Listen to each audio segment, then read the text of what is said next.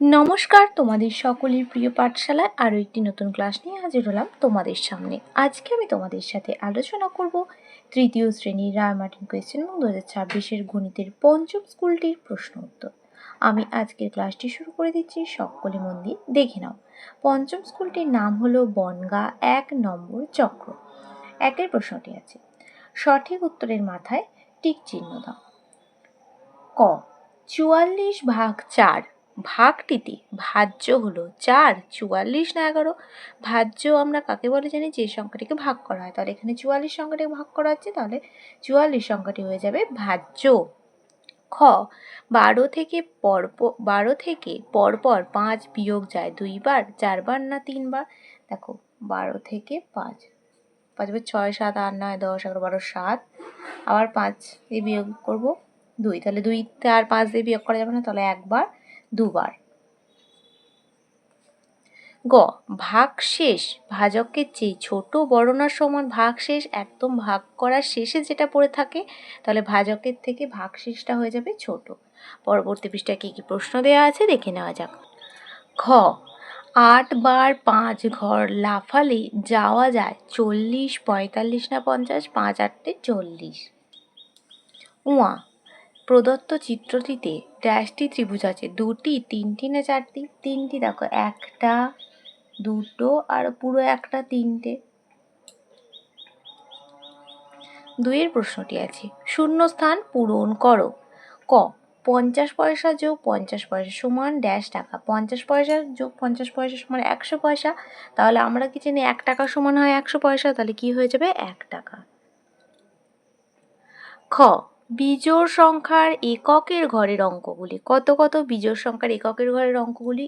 1, 3, 5, 7, 9। গ ভাজ্য সমান ভাজক গুণিতক ভাগফল যোগ ভাগশেষ। ঘ 7 জোড়া কলা সমান ড্যাশটি। আমরা কি জানি 1 জোড়ার সমান হয় 2টি, তাহলে 7 জোড়া সমান 7 গুণ 2 সমান 14টি। উয়া যে কোনো সংখ্যাকে ড্যাশ দিয়ে গুণ করলে গুণফল সর্বদা সেই সংখ্যাই হবে। যে কোনো সংখ্যাকে 1 দিয়ে গুণ করলে গুণফল সর্বদা সেই সংখ্যাই হবে। 3-এর প্রশ্নটি আছে, সত্য বা মিথ্যা লেখো। ক জোড় সংখ্যা গুণ বিজোড় সংখ্যা সমান জোড় সংখ্যা। তাহলে ধরো একটা জোড় সংখ্যা ধরে নিচ্ছি 6 আর একটা বিজোড় সংখ্যা ধরে নিচ্ছি 5, তাহলে 5 6 কি কত হয় 30, তাহলে 30 সংখ্যাটি জোড় সংখ্যা, তাহলে এটা কি হয়ে যাবে সত্য হবে। তাহলে পাশে লিখে দিতে হবে সত্য। খ 7 যোগ 7 যোগ 7 যোগ 7, কটা 7 আছে? 1 2 3 4টে, তাহলে 7/4। এটা তো ভুল, এইভাবে লেখা হয় না। গ 23-কে 3 দিয়ে ভাগ করলে ভাগশেষ থাকে 2, 3 7 21। হ্যাঁ, এটা 2 ভাগশেষ থাকে, তাহলে এটা হয়ে যাবে সত্য। ঘ প্রদত্ত চিত্রটিতে বাহুর সংখ্যা 5টি, 1টা 2টো 3টে 4টে 5টা, এটা সত্য।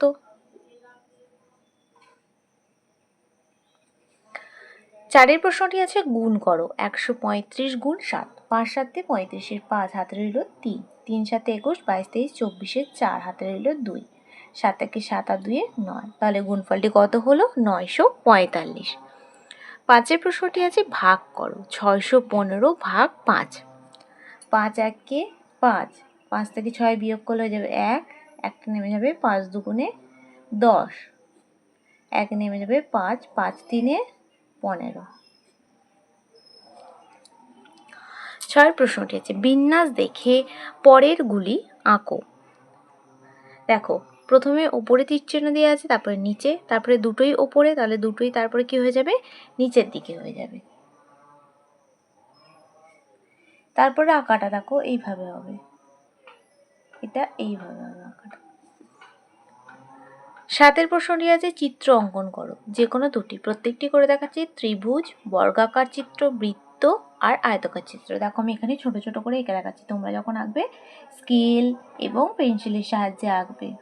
ত্রিভুজ এইভাবে আঁকে, বর্গাকার চিত্র এইভাবে আঁকে, বৃত্ত এটা, আর আয়তকার চিত্র এটা।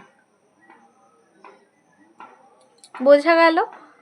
এবং এখানে তোমরা ABC নাম দেবে, ABCD নাম দেবে, এখানেও ABCD নাম দেবে, এইভাবে করবে।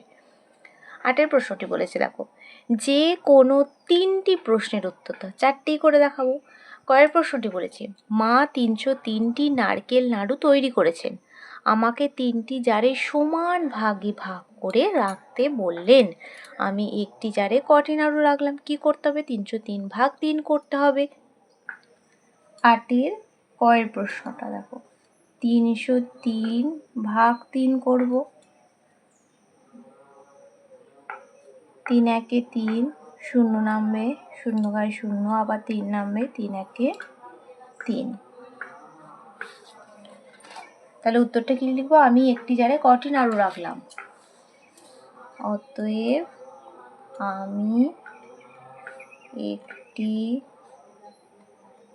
জারে 101টি নাড়ু রাখলাম।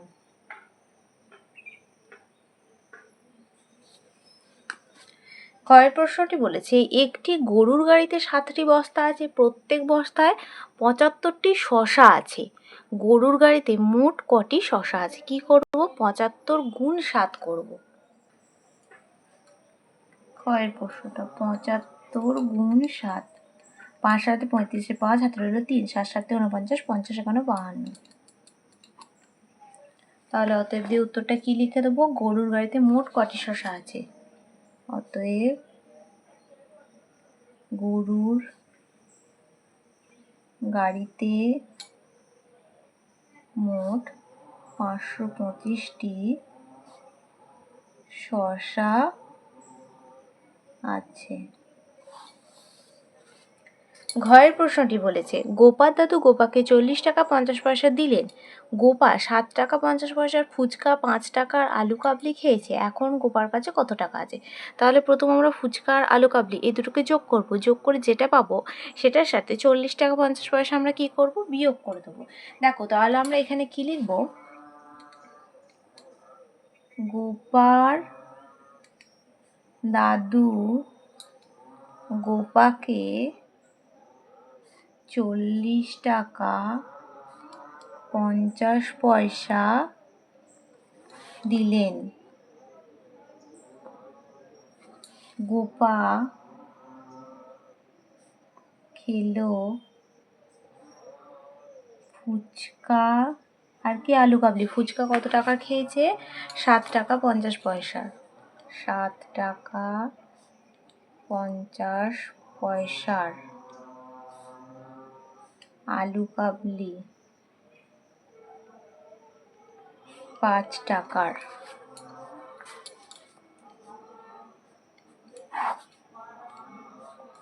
0 5 7 আর 5 12, 12 টাকা 50 পয়সা।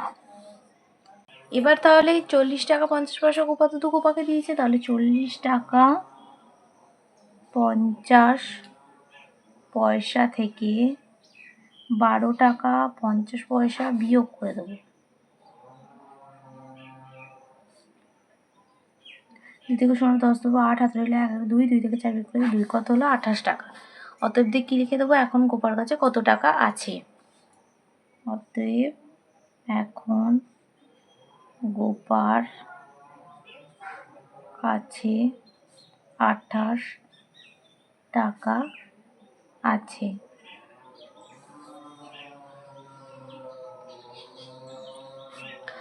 ঘয়ের প্রশ্নটি আছে, দিদিমণি ক্লাসে 285টি খাতা নিয়ে এলেন। প্রত্যেককে 7টি করে খাতা দেবেন। কতজনকে খাতা দিতে পারবেন? কতগুলি খাতা দিদিমণির কাছে পড়ে থাকবে? দেখো, তাহলে কি করব? 285 ভাগ 7 করব। 4 7 28, 5 নামবে, 7 থেকে 5টা ছোট, তাহলে 0 খাই 0 বসিয়ে দেব। অতএব দিয়ে কি লিখে দেব? কতজনকে খাতা দিতে পারবেন? 40 জনকে খাতা দিতে পারবেন। কতগুলি খাতা দিদিমণির কাছে পড়ে থাকবে? 5টি খাতা দিদিমণির কাছে পড়ে থাকবে। তাহলে স্টুডেন্টস, আজকের ক্লাসটি এখানে শেষ করছি। খুব তাড়াতাড়ি আর একটা নতুন ক্লাস নিয়ে হাজির হবো তোমাদের সামনে। যদি তোমাদের আজকের ক্লাসটি ভালো লেগে থাকে তাহলে অবশ্যই লাইক, কমেন্ট, সাবস্ক্রাইব এবং শেয়ার করতে ভুলবে না। সকলে সুস্থ থাকবে, স্বাভাবিক থাকবে। সকলকে অসংখ্য ধন্যবাদ জানাই।